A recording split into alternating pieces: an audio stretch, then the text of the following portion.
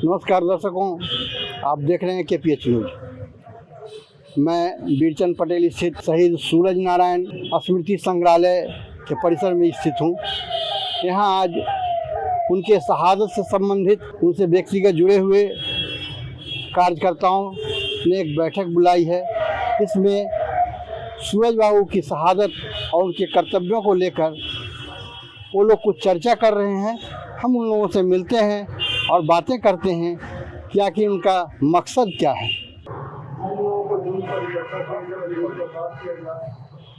वातावरण बनाया जाए, ये मर्डर और कार्रवाई की जाए। ये टाइम की तो डेकोरेशन काफी है। हत्या का FIR इशू कर देंगे, FIR इशू पूरा करेंगे और फिर से सरकार बाध्य होकर के रमन आयोग की रिपोर्ट को लागू करेगी, ऐसा मुझे विश्वास है। बहुत बहुत आप लोगों को धन्यवाद, सारे लोगों को, डॉक्टर साहब को, अजय जी को, श्रीकांत जी हमारे बड़े भाई हैं, मार्गदर्शक हैं। ये जिस तरह का आदेश देंगे, निर्देश देंगे, उस हिसाब से मैं चलूँगा। बहुत बहुत धन्यवाद। उसकी एक लंबी कहानी है। सरकार मतलब जब सूरज बाबू की हत्या हुई, रांची में वो भूख हड़ताल पे थे, हिंद मजदूर सभा के अध्यक्ष थे वो, और टाटी सिल्वे में वो फैक्ट्री थी, Usha Martin black rock factory थी, उसके वो अध्यक्ष थे। और वहाँ पे डिस्प्यूट चल रहा था मजदूरों की मांग को लेकर के, वो वहाँ पे भूख हड़ताल पे बैठे हुए थे। और उसमें जो साजिश के तहत एक हत्या हुई थी, जो रमन कमीशन बिठाया गया, उसमें स्पष्ट शब्दों में वो लिखा गया है। तो आज का जो उद्देश्य है वो मीटिंग का, वो पहले भी कल मधुबनी में एक कार्यक्रम हुआ है, कल आरा में कार्यक्रम हो रहा है, और इसके साथ साथ और कई अन्य जिलों में भी इस तरीके का कार्यक्रम आयोजित हो रहा है। उनके जो जानने और मानने वाले लोग हैं, नौजवान लोग हैं, वो जिस इस विचारधारा से जो मानते हैं कि सूरज बाबू की हत्या की गई, और उस रिपोर्ट पे अभी तक कोई कार्रवाई सरकार ने नहीं की। वर्तमान सरकार तो क्या, जो उनकी सहयोगी सरकार भी थी, जो उनके साथ के लोग थे, जो इस कमीशन को बिठाने में और इस आंदोलन को आगे बढ़ाने में सहयोगी रहे, उन लोगों ने भी बहुत सारा उस पर कोई ऐसा कारगर काम नहीं किया। तो ये पुनः जनता की तरफ से ये आवाज़ उठ रही है कि इस पे रमन कमीशन में जो हत्यारे थे, जो साजिश थी, उसका जो पर्दाफाश हुआ था, उस पर पुनः एक बार सरकार इसको विचार करे, और इसको जो है सो उस पर हत्या को लेकर के जो मुकदमा या जो लीगल जो कार्रवाई होती है, वो कार्रवाई होनी चाहिए। ये इस आज के बैठक का ये मुख्य उद्देश्य रहा है। जो हत्यारे थे वो अभी जीवित हैं? बहुत लोग हैं उसमें बहुत सारे लोग हैं।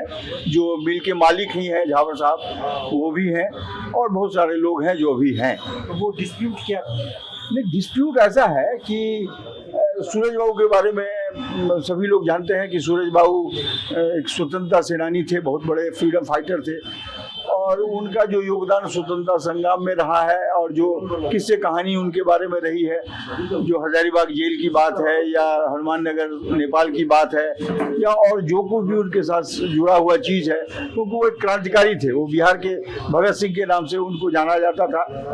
और इस तरीके से वो बाद में वो चुनाव की जो प्रतिक्रिया 1952 में जो शुरू हुआ, उस समय वो सोशलिस्ट पार्टी के कैंडिडेट थे, और बहुत सारे लोगों को पता नहीं होगा, वो दरभंगा महाराज उस समय पार्लियामेंट के चुनाव लड़ रहे थे, और सूरज बाबू भी चुनाव लड़ रहे थे उसमें, सोशलिस्ट पार्टी के।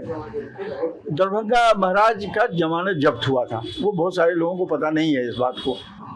और कांग्रेस के शैलेंद्र मिश्र थे, वो चुनाव जीते थे, और सूरज बाबू सेकंड किए थे, और पूरे देश भर में समाजवादियों की हार हुई थी। और इसी को देखते हुए जयप्रकाश नारायण जो है वो सक्रिय राजनीति से अलग हो गए थे, और सर्वोदय में वो ज्वाइन कर लिए थे। तो कहना यह है कि सूरज बाबू 1952 के बाद से वो जो उनका एक क्रांतिकारी चरित्र था, वो समाज में संघर्ष को लेकर के, गरीबों के आंदोलन को लेकर के, समाजवाद को लेकर के वो चुनाव की राजनीति में आए थे। और सूरज बाबू कई बार विधानसभा के, मधुबनी के, पंडौल के और उन क्षेत्रों से कई बार विधानसभा के मतलब रहे। और एक बार ऐसी स्थिति बनी थी जब कांग्रेस की सरकार बनाने के लिए श्रीमती गांधी को ज़रूरत पड़ी थी कि अगर सोशलिस्ट लोग समर्थन कर दे तो कांग्रेस की सरकार यहाँ बन सकती है, तो उनको ऑफर किया गया था कि साहब आप मुख्यमंत्री यहाँ के बन जाइए। और मुझे याद है डॉक्टर लोहिया आए थे और यहीं पे बैठक हो रही थी और कमरा बंद होकर के चर्चा चल रही थी और सूरज बाबू ने रिफ्यूज़ कर दिया था कि हम आंदोलन के लिए आए हैं, हम संघर्ष के लिए आए हैं, हम सत्ता में पैदा के लिए नहीं आए हैं। और ये वो ख़त्म हो गया था बात।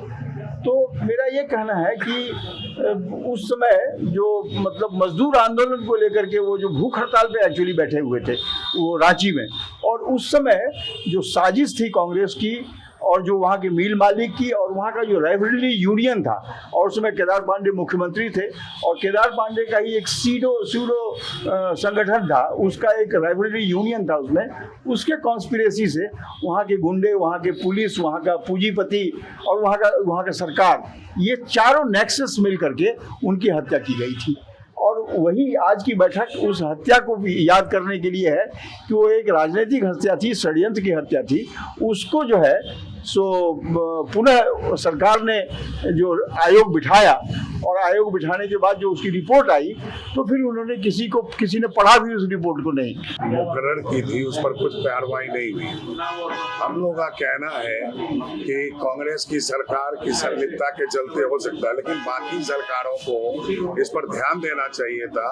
चूंकि समाजवादी आंदोलन का और स्वतंत्रता आंदोलन का इतना बड़ा पुरोधा, बिहार का इतना बड़ा नेता जो जीवन पर्यंत मजदूरों के लिए, गरीबों के लिए संघर्षरत रहा बिना किसी निजी स्वार्थ के, वह एक ऐसा व्यक्तित्व था कि समाज का हर वर्ग, हर जाति, हर वर्ग के लोग उनसे प्रभावित थे, उनके त्याग और तपस्या और बलिदान के चलते।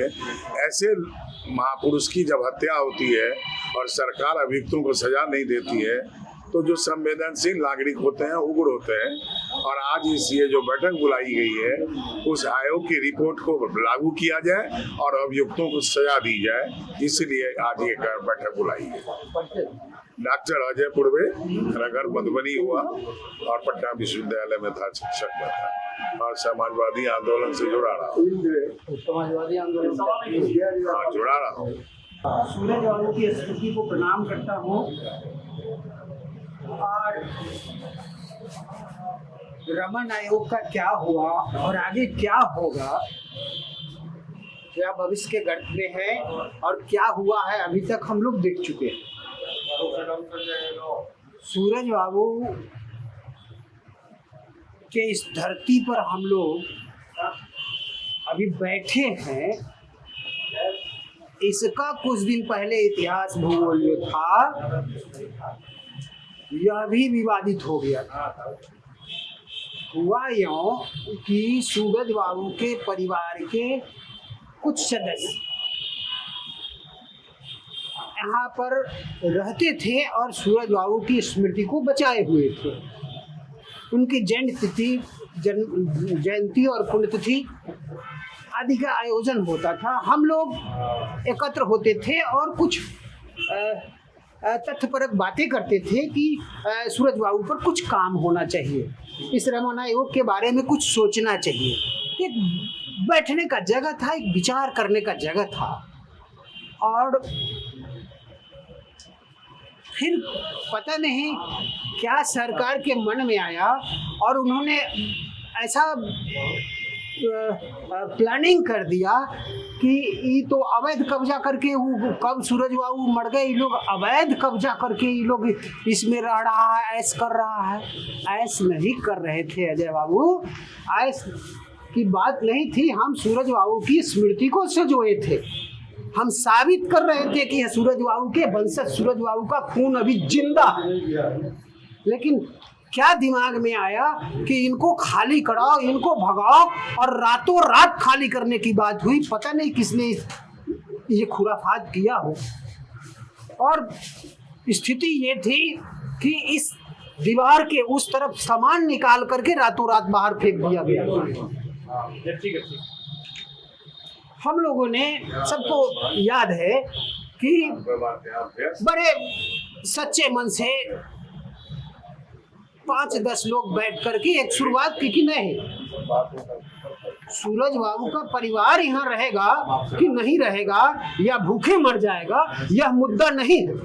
मुद्दा यह है कि सूरज बाबू की स्मृति रहेगी कि नहीं रहेगी, सूरज बाबू का विचार रहेगा कि नहीं रहेगा, सूरज बाबू का आंदोलन रहेगा कि नहीं रहेगा। असली तो ये लोग बाघ है, सड़क बंद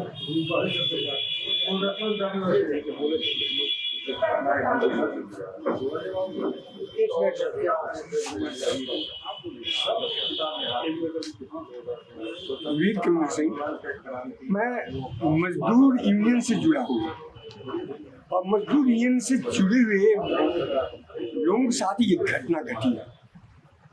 हमको जानकारी मिला कि गांधी गिराए आंदोलन जो चल रहा था, कहे थे कि समूचा फेंका गया था, उस समय मैं भी यहाँ था। वो आंदोलन में वहाँ जब पानी पड़ रहा और पूरा एकदम जहाँ गता चिपाए थे हम लोग ऊपर रखे हुए थे और मैं भी वहाँ पे रहता था। एक परमेश्वर सिंह थे भागलपुर के रहने वाले, वो भी रहते थे हमेशा। और हमारे यूनियन के लोग, बहुत से भारतीय मजदूर संघ जो RSS का विंग है, वो सब लोग आके यहाँ आकर के आंदोलन में रहते थे। और इनका त्याग तपस्या का जो बातें चल रही थी, हम प्रभावित थे।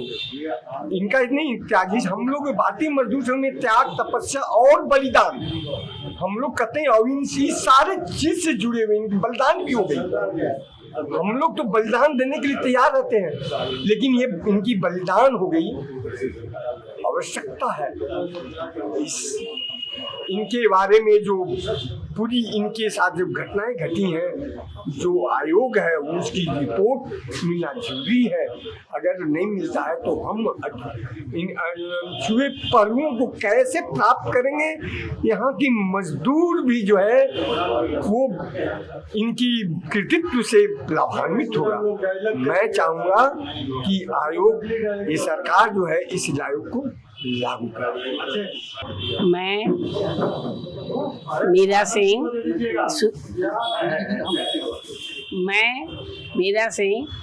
और मेरा ये सौभाग्य है कि मैं इस परिवार की बहू हूँ। लेकिन मैंने सूरज बाबू को देखा नहीं, चूँकि उनकी मृत्यु के बाद मेरी शादी हुई। लेकिन मुझे बहुत खुशी होती है, मैंने सुना बहुत है और हम लोग अभी भी उनके आदर्श को कोशिश करते हैं कि आगे निभाएं। और मुझे खुशी इस बात की है कि आज 52 साल हो गए उनकी मृत्यु को, फिर भी उनके बारे में चर्चा है, उनके प्रति लोगों का प्यार है। और इतने सारे लोग जो आज उपस्थित हुए हैं, सब अपने बहुमूल्य समय निकाल कर आए हैं। ये दर्शाता है कि सबों के मन में उनके प्रति क्या श्रद्धा है। तो ये एक बहुत बड़ी बात है। और सरकार से तो ये डिमांड रहेगी कि भाई वो अपने कहे गए बाकियों को पूरा करे। और शास्त्री जी ने जो कहा कि सामान फेंका गया, उन दिनों मैं यहीं थी, हम ही लोग रहते थे यहाँ, तो एक एक पिछले दिनों की घटना सब ताज़ा हो गई। तो बहुत ही अच्छा लगा और आप लोगों के प्रयास से ये संभव हो पाया है। श्रीकांत जी का बहुत ही अथक परिश्रम है सभी का। और रितेश हमारे एकदम छोटे भाई, हम लोग का संबंध चल रहा है। बहुत ही अच्छा लगा। धन्यवाद सबों को।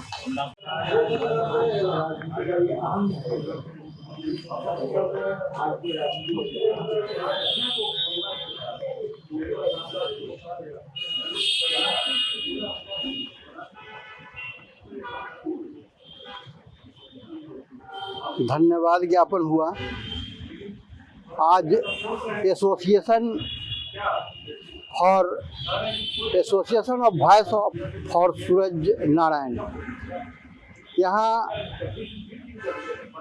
पिछली बार मुख्यमंत्री के द्वारा जब इस संग्रहालय का, स्मृति संग्रहालय का स्थापना और उद्घाटन किया गया था, तो उन्होंने आश्वस्त किया था कि जो शहीद सूरज नारायण के हत्या में के लिए जो रमन आयोग गठित किए गए थे, रमन आयोग की सिफारिश से जिन जिन दोषियों को इंगित किया गया है, उन दोषियों पर कार्रवाई की जाएगी।